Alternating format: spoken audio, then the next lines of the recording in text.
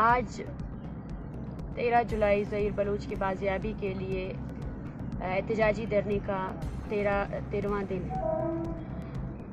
آج کے دن ہم نے جو حکومتی طرف سے ذمہ داران کی کمیٹی تھی ان سے ملاقات کی۔ سب سے پہلے میں آپ کو بتانا چاہتی ہوں کہ یہ دھرنا کس لیے شروع کیا گیا۔ 27 جون 2024 ظہیر احمد بلوچ کو اغوا کیا گیا۔ اس کے بعد ان کے اہل خانہ نے اس کی جبری گمشدگی کے خلاف پریس کانفرنس کی، مگر پریس کانفرنس اور ان کی اطلاعی رپورٹ بھی تھانے میں درج کی گئی، اور جس طرح لاپتہ افراد کے لواحقین کے ساتھ ہوتا ہے، پولیس نے FIR درج کرنے سے انکار کیا اور یہی کہا گیا کہ ہم کسی بھی ادارے کے خلاف FIR نہیں کریں گے۔ حالانکہ بلوچستان میں یہ تاریخ ہے اور ہائی کورٹ کے ججمنٹس موجود ہے کہ جو سویلینز کا ورژن ہے اس کے تحت آپ FIR کر سکتے ہیں، اور ثبوت لانا، وٹنسز لانا وہ ہائی کورٹ میں ہوتا ہے، کورٹس میں ہوتا ہے۔ اس کے بعد اہل خانہ کی جانب سے سریاب روڈ میں دھرنا دیا گیا، کیونکہ BYC ایک سیاسی تنظیم ہے اور بلوچستان میں جاری ہر قسم کے انسانی حقوق کے پامالیوں کے خلاف منظم جدوجہد کر رہی ہے۔ تو BYC اپنا فرض سمجھتی ہے کہ تمام وہ لواحقین جو اپنے قانونی اور آئینی حق کے لیے احتجاج کر رہے ہیں ان کا ساتھ دے۔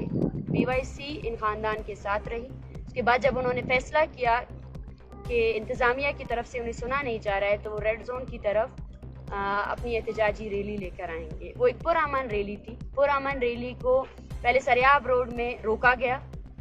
پرامن مظاہرین جن میں عورتیں، بچے بھی شامل تھے، ان پر فورس یوز کی گئی، تشدد کیا گیا، اور جس کی فوٹیجز موجود ہے اور پوری دنیا جانتی ہے کہ کس طرح طاقت کا استعمال کر کے پرامن مظاہرین کو منتشر کیا گیا۔ اس کے بعد مجھ سمیت جب ہم سب لوگ GPO چوک میں بیٹھے ہوئے تھے، وہاں پر بھی آنسو گیس کی شیلنگ کی گئی، ڈائریکٹ ہٹ کیا گیا، جس کے ذریعے سے ہمارے قریب 15 سے زیادہ ساتھی جن میں خواتین بھی شامل ہیں ان کو بھی زخمی کیا گیا، اور تقریباً 30 کے قریب پروٹیسٹرز تھے ان کو گرفتار کیا گیا، جو زخمی بھی ہے، جن کو ابھی تک ابتدائی جو ایک طبی امداد ہے وہ بھی مہیا نہیں کیا گیا ہے، اور وہ ابھی بھی زخمی حالت میں پتہ نہیں کن تانوں میں مقید ہے۔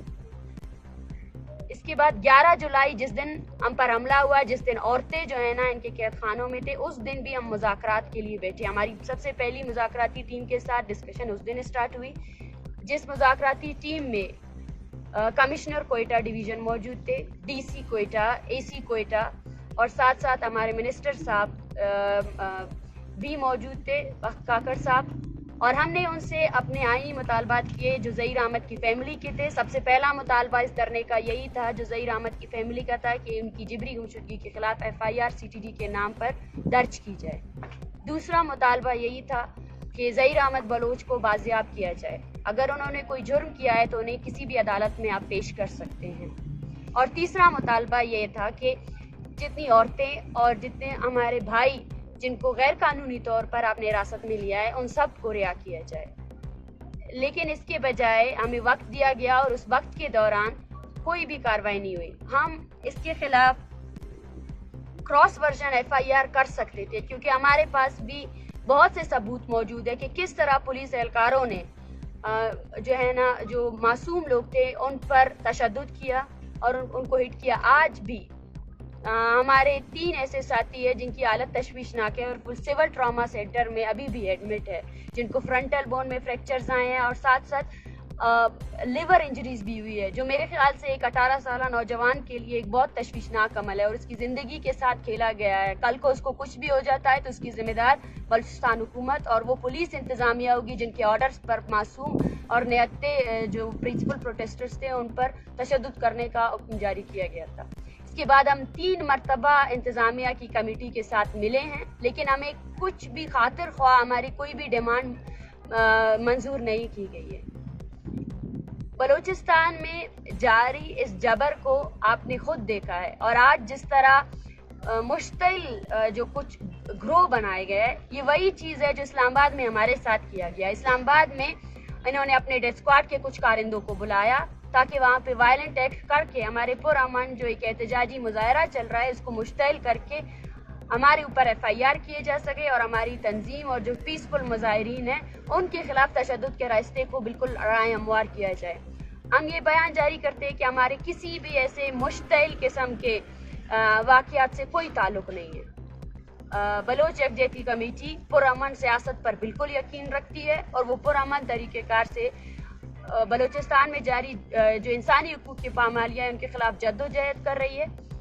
आम इंतज़ामिया और उनके प्रोपेगेंडा ब्रिगेड के तमाम जितने भी इल्ज़ामात हैं उनकी तरदीद करते हैं। हमारे किसी भी इस तरह के मुश्तइल किस्म के इक़दाम से कोई ताल्लुक़ नहीं है। बलोच यकजहती कमेटी की मरकज़ी पेज है, उनके मरकज़ी नुमाइंदगान मौजूद है।